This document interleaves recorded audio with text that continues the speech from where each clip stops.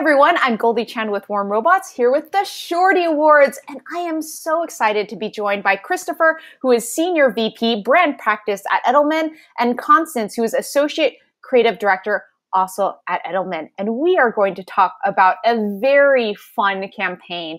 In fact, I'm going to hand it off to Christopher, who's going to tell us a little bit more about it. And you know what? Before I do, though, I want to tell you what it won. So it was winner in fitness, health, wellness, and a finalist in social good campaign. So Christopher, please tell us more about this award-winning campaign. Yeah, absolutely. Thank you so much, Connie. I think, what's important even before we get into the idea is a little bit about what, really drove the insight behind the idea, especially as we talk about wellness and within the social media space. And, for Trojan, our client, who has been a longtime supporter of the LGBT community, has been active in various Pride's events over the last years. When we were going into World Pride, given the massive and expanded platform that it was, we knew this was really an opportunity to do something just a bit different and stand for something, that, maybe hadn't gotten the attention it deserved. And as we were digging into reasons, relative to the category and condom usage or not having condom usage be as prevalent as we would like it to be, we really wanted to look at what are these reasons behind engaging in that type of risky behavior. And obviously, we know a lot of the sort of common barriers such as education or lack of access. But one thing that really hadn't been really discussed at a deeper level is self-esteem. And what does that impact have on people's confidence? And we actually found that self-esteem has a direct correlation to if people do or do not engage in risky behavior, especially with sex. And so we said to ourselves, okay, I wonder what's really driving, low self-esteem or even self-shame for guys, particularly given we're, of course, a condom brand. And really what kind of popped up and that we hadn't explored before was this idea of penis shaming. It's always been present, but I think with the rise in social media, it had really reached an apex over the last couple of years. You've got memes that are poking fun with terms like size queen. There was even at one point rumored to be a small penis emoticon or emoji. So it was literally like a finger like this that was supposed to represent if a guy had a small penis or not. Oh. And it was really like trickling up more than it had ever been. And, research showed that this actually has a huge impact on men's mental well-being. And it is actually a direct contributor to having low self-esteem or lack of confidence. And if you think about Pride, right? Pride at its core is all about celebrating people of all walks of life and diversity, of course, specifically within the LGBT community, but really at large.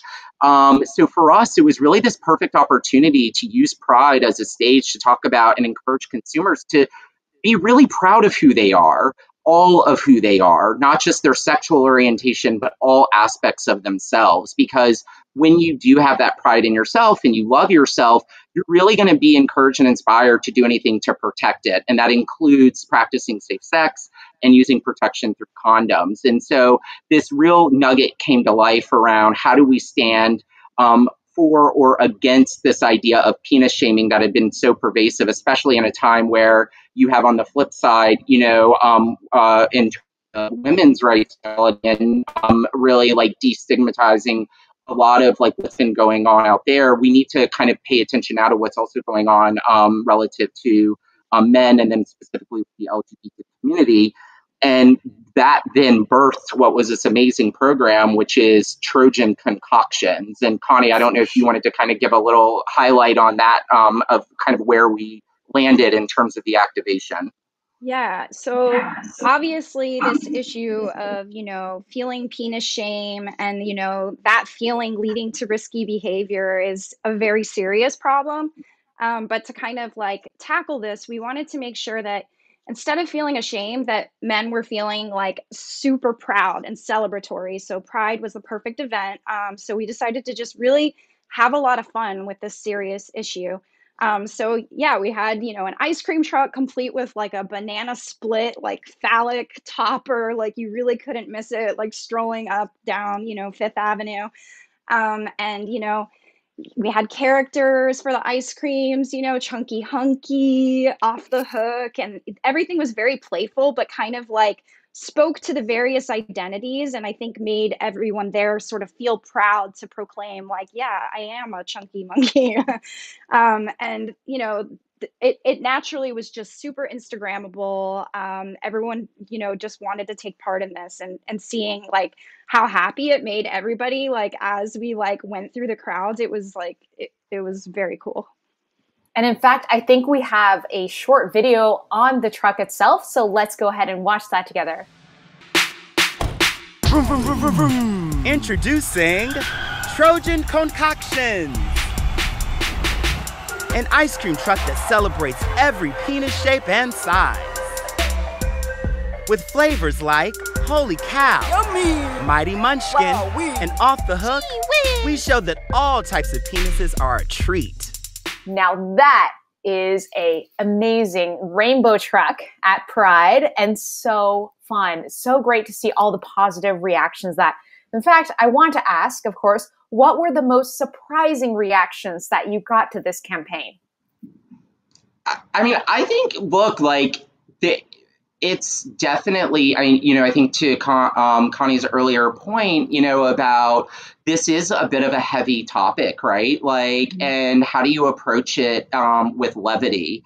And so there was a little bit still, right, of trepidation around, like, how are people going to react to this? So I think we always felt confident this is something people would celebrate and get involved with. But I think the level of at which people got involved. I mean, we had 41,000, I think, just organic social engagements, people talking about it, uploading photos, like at the truck. And also, quite frankly, people picking different sizes, right? Like that was the other thing. Is everyone going to go with like the big ice cream? Or are they going to go with maybe Off the Hook or the like Mighty Munchkin? And it was really fun to see that people really did use this as a way to embrace like that body positivity message and be real with who they are. So I think that for me was one of the most surprising things. But pleasantly surprised. I always believed in the people that they were going to respond that way, but still surprising nonetheless. So, Connie, what made this campaign truly stand out the most? Like in many different ways, it truly was a spectacle, from the truck itself, as you've seen in the video, to the characters. And, one element that I personally am super proud of is our so-called dingle jingle that we made. So you literally could hear the truck coming down the street, playing a song, an anthem about, the various characters representing the different penises in our truck. So yeah, I think it was a spectacle in a lot of ways. Yeah, and I think it was like important even not on the ground, right, but like also like online, because not everyone can be a part of this. And if this is World Pride, like how do we design like the visual and the creative in such a way that it is shareable and we're able to spread this message broadly to people who need to hear this, want to be a part of this. And I think when we found really the perfect balance of like what is really going to stand out on the ground with the people at the parade, and then how do we maximize that to make sure that it's also sort of breaking through in the social space as well. I think and I think to what Christopher's saying, that's also a really important kind of part of what Edelman does in particular is, we really try to make work that is newsworthy. So beyond just Pride, we want to appeal to the media and make sure we're getting stories written about this so that it's living beyond just our one day. Yeah. And I have to ask a spontaneous question now. Which was your favorite character and or name out of this campaign? Connie, I'll let you do that because you guys were behind the names, and I know it was not an easy process. Yeah, it was a delicate balance to be like lovable and body positive. We had to do a lot of things. I feel like I want to say Chunky Hunky was my favorite. Yeah, he has mine was just like Mighty Munchkin. Yeah. Mine was Mighty Munchkin because we tried how do you make the small one still feel like celebrated? That was a hard one to crack. And I like it was great. And even the kind of characterization you guys did with it, like it might be small, but it packs a punch. And I thought that was just like such a good interpretation of it.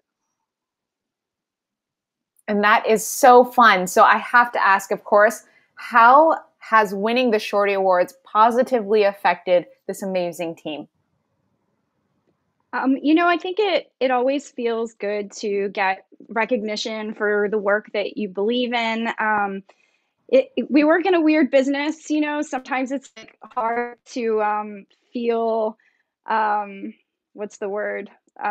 Like just, like validated, like you have all these ideas all the time.